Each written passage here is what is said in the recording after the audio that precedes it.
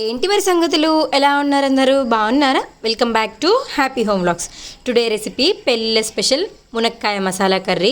చాలా టేస్టీగా ఉంటుంది. పెళ్ళిళ్ళైనా ఏదైనా ఫంక్షన్లు అయినా ఎక్కువగా ఈ కర్రీనే పెడుతుంటారు కదా, అదే మనం ఇంట్లో ఈజీగా చేసుకోవచ్చు. ఎలా చేసుకోవాలో ఈ వీడియోలో చూసేద్దాం రండి. ముందుగా ఒక కడాయి తీసుకొని దాంట్లోనే కొన్ని పల్లీలు వేసుకొని మంచిగా వేయించుకోవాలి.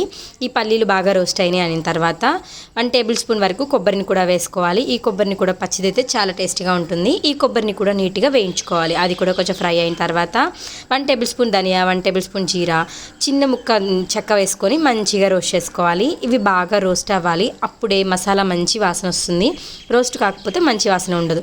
దీంట్లోనే ఒక యాలక, 2-3 లవంగాలు వేసుకొని ఇంకొంచెం వేడి చేసుకున్నామంటే ఈ సెగకే ఇవి బాగా ఫ్రై అయిపోతాయి. ఈ స్టేజ్లోనే మనం ఇంకా ఆపుతామన్నప్పుడు గసగసాలు కూడా వేసుకోవాలి. గసగసాలు ముందే వేస్తే మాడిపోతాయి. ఈ గసగసాలు కూడా చిట్లుతున్నాయి అన్నంత వరకు వేయించుకోవాలి. గసగసాలు చిట్లకపోతే రుచిగా అనిపించవు. ఇవి ఇంకా ఆపుతున్నామన్న స్టేజ్లో వేసుకున్న బాగా వేగుతాయి. ఈ స్టేజ్లోనే కొంచెం చింతపండు కూడా వేసుకొని ఒక మిక్సీ జార్లోకి తీసుకొని చల్లారిన తర్వాత మిక్సీకి పట్టుకోవాలి. వాటర్ యాడ్ చేసుకుంటూ ఇలా వస్తుంది పేస్ట్ అంతా. బాగా స్మూత్గా చేసుకోవాలి, అప్పుడే టేస్టీగా ఉంటుంది. ఇక్కడ ఈ కర్రీ కోసం ఇక్కడ మట్టి పాత్ర తీసుకున్నాను. ఇది చాలా బాగా యూజ్ అవుతుంది. మట్టి పాత్ర వాడేటప్పుడు ఒక టిప్ చెప్పన, ఎప్పుడైనా పాత్రని హీట్ అవ్వనీయకూడదు. ముందే నూనె వేసి ఆ తర్వాత మాత్రమే మంట పెట్టుకోవాలి. ఇప్పుడు మనం పోపు పెట్టుకోవాలి. ఈ పోపులోనే పచ్చిమిర్చి వేస్తే టేస్ట్ ఇంకా బాగుంటుంది. దీంట్లోనే మనం సన్నగా తురిగి పెట్టుకున్న ఆనియన్ వేసుకోవాలి. ఇక్కడ నేను కచ్చబచ్చగా పేస్ట్ చేశాను. ఇదైతే ఇంకా బాగా వస్తుంది గ్రేవీ మనకి. ఈ గ్రేవీని కూడా మంచిగా వేగిన తర్వాత దీంట్లోనే అల్లం వెల్లుల్లి పేస్ట్ కూడా వేసుకొని మంచిగా వేయించుకోవాలి. ఈ పేస్ట్ అంతా నీట్గా కలిసి పచ్చివాసన పోతుంది అనేంత వరకు వేయించుకోవాలి. ఎప్పుడైనా సరే అనుకునే గ్రేవీ కర్రీస్ మట్టి పాత్రలో చేస్తే చాలా బాగుంటుంది. నూనె బాగా తేలుతుంది కదా, ఇలా తేలుతుందంటే బాగా ఫ్రై అయిందనే. ఈ స్టేజ్లోనే మనం టమాటో ప్యూరీని కూడా యాడ్ చేసుకొని మంచిగా ఉడికించుకోవాలి. ఈ ప్యూరీ కూడా మొత్తం అంతా కలిసిపోవాలి మసాలాతో.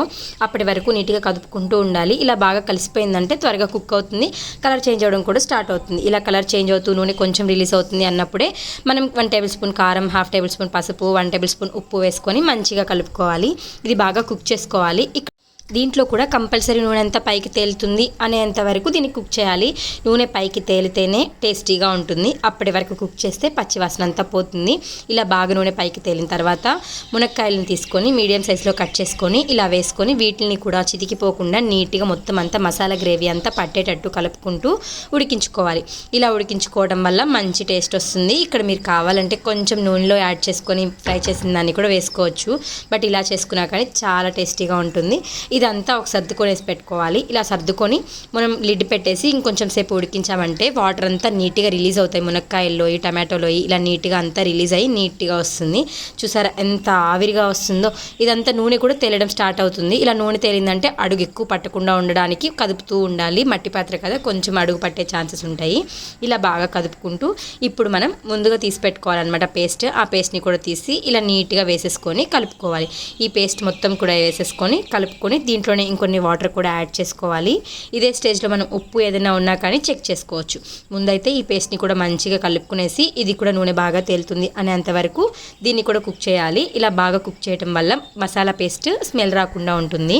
మసాలా అంతా కూడా మంచిగా కుక్ అయ్యి కర్రీకి ఇంకా ఎక్కువ టేస్ట్ని ఇస్తుంది. ఇప్పుడు కొన్ని వాటర్ యాడ్ చేసుకొని నీట్గా కుక్ చేసుకోవాలి. ఈ వాటర్ సరిపోకపోతే ఇంకొన్ని కూడా యాడ్ చేసుకోవచ్చు. ఈ వాటర్ని కూడా నీట్గా కూరలో కలిపేసుకొని కొంచెం లిడ్ పెట్టేసి ఉడికించుకున్నామంటే ఇలా నూనె తేలుతూ ఉంటుంది. ఈ స్టేజ్లో అడుగంటకుండా కదుపుకుంటూ ఉండాలి. అడుగంటిందంటే రుచి మొత్తం మారిపోతుంది. ఈ స్టేజ్లోనే నాకు వాటర్ తగ్గినాయి అనిపించింది. సో నేను హాట్ వాటర్ యాడ్ చేసుకున్నాను. ఈ కర్రీకనే కాదు, ఏ కర్రీకైనా సరే హాట్ వాటర్ వేస్తే దాంట్లో టేస్ట్ పోకుండా చాలా బాగుంటుంది. వాటర్ వేయడం వల్ల మొత్తం అంతా డైల్యూట్ అవ్వకుండా కూడా టేస్టీగా అనిపిస్తుంది. ఇప్పుడు దీంట్లోనే కొంచెం గరం మసాలా, దాంతోపాటు కొత్తిమీర వేసుకొని సర్వ్ చేసుకున్నామంటే మన పెళ్ళిళ్ళ స్పెషల్ మునక్కాయ మసాలా కర్రీ రెడీ అయిపోతుంది. ఇది చాలా టేస్టీగా ఉంటుంది. ఇది చపాతీల్లో కానీ, కర్రీలో కానీ, బగారానంలో కానీ అదిరిపోతుంది. Thank you for watching.